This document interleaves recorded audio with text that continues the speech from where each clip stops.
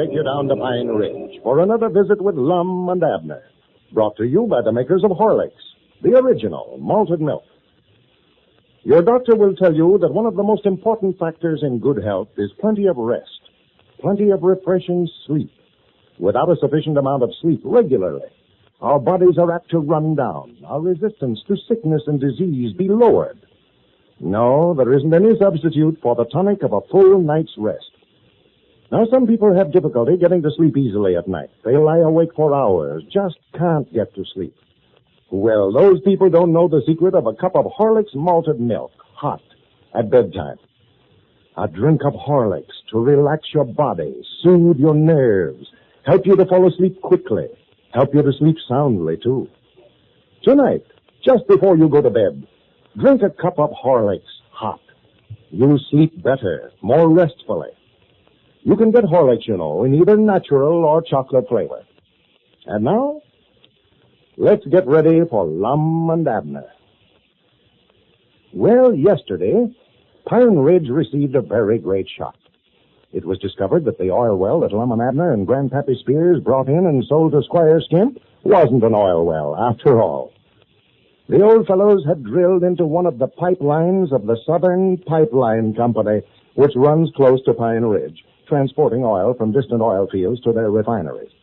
As we look in on Pine Ridge today, we find Lum and Abner over at Lum's house. The old fellows are just beginning to realize what has happened. Listen. Well, we're right back to where we started, Abner. Yeah, no, we ain't neither, Lum. When we started, we had a good grocery store down there. Now we ain't got nothing. Yeah, looks like we're going to have to start all over again. Well, we were sitting right smack on top of the world there for a while, though. Yeah, but you got to recollect the world turns around. You never know when you're on the top or where you're on the bottom. Yeah. Oh, that news yesterday just knocked the foundation right out from under all them air castles I had built. Well, right, smart of fun while it lasted. We got to find out how it feels to be rich. Yeah. Our trouble was we was rich without no money. Yeah. I feel like I owe somebody something for all the good times I've had. These trips I've been making. What trips? I never knowed you left town. Oh, me, in the last 2 weeks I've been all over the United States. Seen America first. Why, you ain't done no such a thing, Lum. You've been right here all the time. Well, I just, same as made the trip. I've been studying about them so much. Laid over there in bed of a night and imagined myself down at Daytona Beach, Florida, Hot Springs in California. Feel like I owe somebody something for all them trips. Yeah. Yeah, just like that car I was going to buy, that big gray one. I put about 10,000 miles on that driving, drive it all over the country in my mind. Oh, yeah. I never will forget how everybody's eyes bugged out when I drove up in front of the blacksmith shop over. They just took on over. You mean you just imagined how they looked? Yeah. Oh, I never was inside the car, but I used to sit over at the place at night and imagine myself driving it. Well, I ain't got no regrets over it, Abner. I've always wondered how a feller felt to have all the money he wanted, and I found out. Yeah, but now that it's all over, what are we going to do for a living? I've got to raise some money somewhere or other. Oh, well, we can get in some kind of business. Well, you can't go into business without money of some kind, Lum. Yeah, that's right, ain't it? Poor Elizabeth and Pearl, off down there in Texas. I know they're relations. They'll be tired of feeding them. I just wish there's some way for me to get them home. Well, you better leave them down there till you find something to do. Bad enough for us to go hungry without you letting your women folks suffer. You better leave them down there where they'll be took care of. Yeah, well, now, that might be a good idea, for if she comes back now and finds out we've lost the store and the oil well and everything else, well, ain't going to be room for both of us here in Pine Ridge, nohow. No, I just leave them there till you get on your feet again. Doggy, if it's sold on these shoes gets any thinner, I'm going to be on my feet any day now. Well, I'll study something up for us to do. It looks like a shame, Lum. Fella gets up to our age and has to get out and start all over again. Yeah. I never thought I'd ever have to hit another lick of work.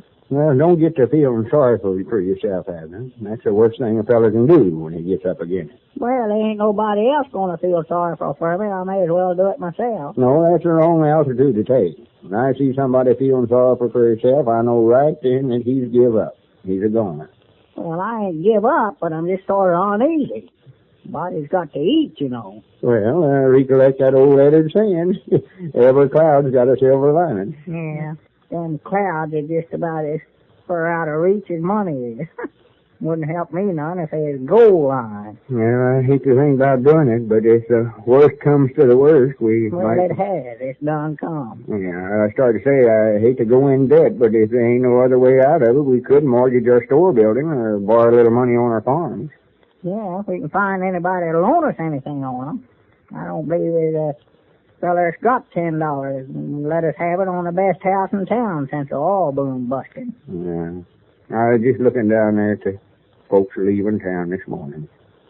Trucks and automobiles and wagons and everything else. Yeah. Getting out of town as fast as they can. Well, natural when they found out that there weren't no real oil well, all these strangers that come in here would pull out.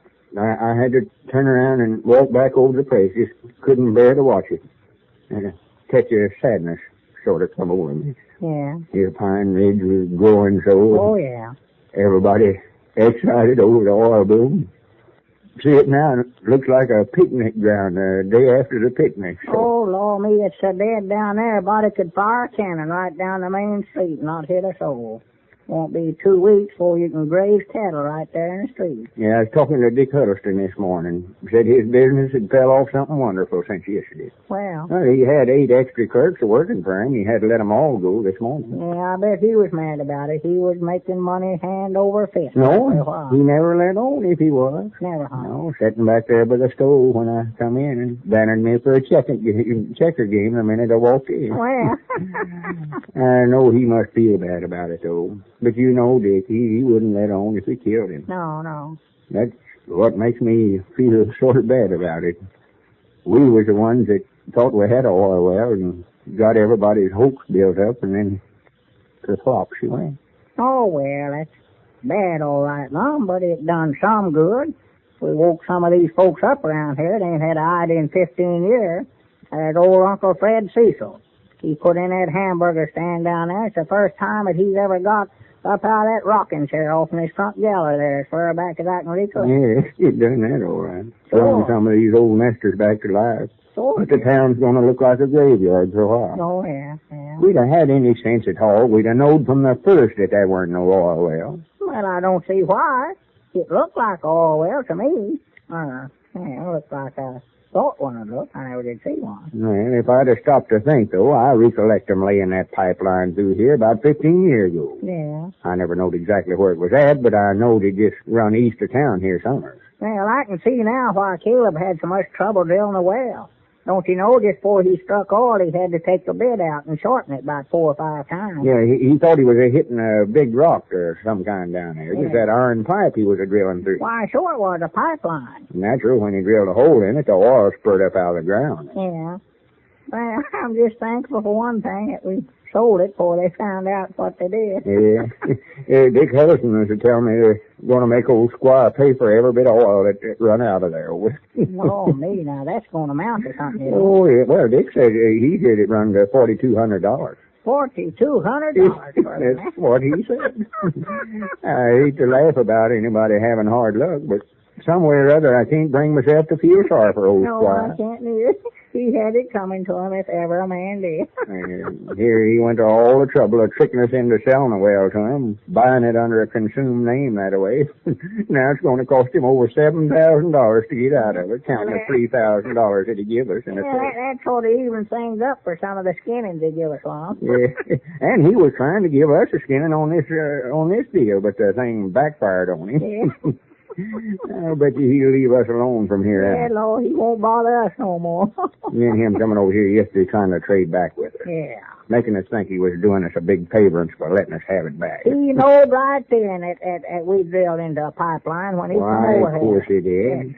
He was trying to get that agreement back we made him sign. Well, so what? Just what he's doing when he come over. Yeah, see, he's responsible for everything according to that agreement. Yeah, and he'd have did anything to get that back, too, long. Well, he made us sign the same kind of agreement himself when he sold us that land over there to start with. Yeah. He had to pay off $355 to satisfy them stockholders. That's what we So done. I don't feel bad about this. Yeah, well, now, Lum, there ain't no way for him to get out of it, is there? Oh, no, it's legal. I looked after that part of it myself. Got his name right on it. Witnessed and everything. Well, good. There's something about I do hereby and herewith agree. Wait, how does that go? Let me see that thing again. Yeah, I want to be sure that agreement's worth a lot to us, Lum. Abner. What's the matter, Lum? You look like you saw gold. It's gone. What's gone? That agreement we had, Squire signed. Granted, I had it right here in this pocket. It ain't there. It's gone. You don't suppose our old friend Squire Skimp could have had anything to do with the disappearance of that agreement? Ladies and gentlemen, here's a little scene that took place in the Conklin home. In the living room were Mrs. Conklin and her sister, Mrs. Meade, from out of town. The sisters hadn't seen one another in some time. They had a lot to talk about. One topic was Mrs. Meade's little daughter, and that's an interesting story, too. So let's listen. How's little Irene? You know, I haven't seen her in, well, it must be about 2 years. Well, she's fine, Vera. The healthiest little youngster you've ever seen. Oh, she's full of life and pep every minute of the day. Irene is? Well, the last time I saw her, she was a thin little tyke with no color at all, and she seemed so, well, listless. I suppose she did, but that was my fault, I'm afraid. Your fault? Yes, I hadn't taken the trouble to find out about Horlick's malted milk. It was Irene's school teacher who told me about that. And what a scene we had the day she told me. A scene? Why? What was wrong? Well, I resented her telling me how to raise my child. I thought she had a lot of nerve, and I told her so, too. And not in very gentle language, either. Well, it's a wonder she didn't walk out on you. Isn't it? She didn't, though, thank goodness. She just sat there calmly all the while that I was raving. Then she told me that she didn't mean to be impertinent, but she did want me to know how Horlicks had helped her little brother. He was sickly, undernourished, like Irene, you know. Oh. Well, Horlicks did wonders for him. She told me all about Horlicks, also, about its valuable nourishment and its vitamins and mineral elements, you know, that help children develop husky bodies and sound bones and teeth. You took her advice then? Yes, fortunately. I went right down to the drugstore and bought a package of Horlicks for Irene. And has Horlicks helped her? Oh, marvelously, Vera. I've never seen such a change in a child. Ever since that day her teacher called on me, Irene has had a glass of Horlicks with every meal. Good. And she drinks it between meals, too. And how she loves it.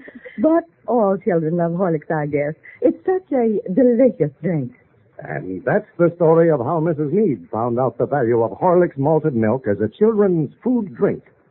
And Horlicks malted milk is something that every parent should know about. You won't find anything that will mean more to your children's good health. You can get Horlicks malted milk, you know, in either natural or chocolate flavor. This is Carlton Brickert, speaking for Lum Abner and Horlicks, who now bid you all good night and good health.